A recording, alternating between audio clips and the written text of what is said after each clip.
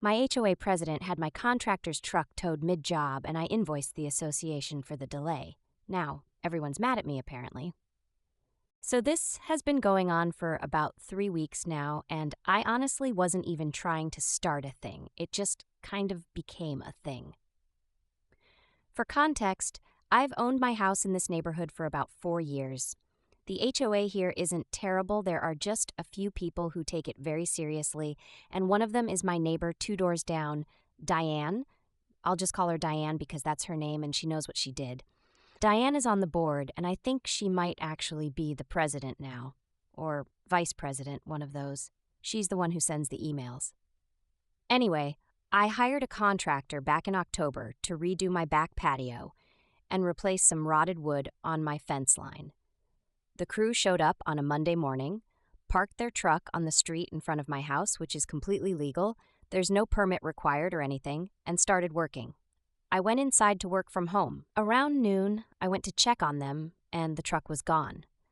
The crew was still there, but they were just standing around, and the main guy, Jorge, looked pretty annoyed. Apparently, Diane had come out and told them they were blocking a fire hydrant. They were not. I looked.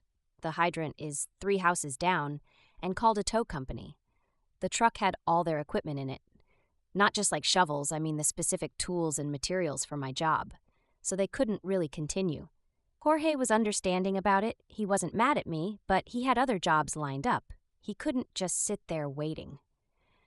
The truck ended up at an impound lot about 20 minutes away, cost him $340 to get it out, and by then it was end of day and he had to reschedule. It pushed my job back 3 days. Here's the thing. I had already taken the week off work to be home for this. I rearranged actual things, and I had a landscaper coming the following week who was scheduled to do work that was supposed to happen after Jorge's part was done. So that got complicated too. I talked to Diane about it, and she said the truck was a hazard and she was within her rights.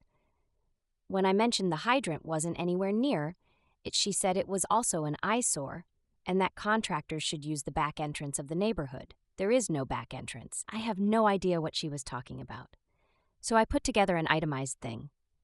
3 days of my own PTO at my actual day rate, which I calculated hourly, the $340 tow fee that Jorge passed to me since it happened on my job, and a $75 rescheduling fee the landscaper charged me because I had to push his start date. Total came to just under $900. I sent a formal written request to the HOA board for reimbursement. The board met about it and voted not to pay. Fine, I filed in small claims. Now Diane is telling people in the neighborhood Facebook group that I'm litigious and difficult and that I'm causing problems over a parking ticket, which, first of all, it wasn't a parking ticket, it was a tow. And second of all, she called the tow. I didn't get a ticket. I don't fully understand what she thinks happened. A few neighbors have reached out to me privately to say they think she's been doing stuff like this for a while and they're glad someone is pushing back. One guy told me she had his dog walker's car towed twice last year. So that's a thing. The hearing is next month. I have the tow receipt. I have Jorge's invoice showing the delay. I have the landscaper's email about the rescheduling fee, and I have a photo I took that day showing the truck's position relative to the hydrant, which is genuinely far away. I don't know, maybe I'm being stubborn about $900, but it's not really about the money at this point.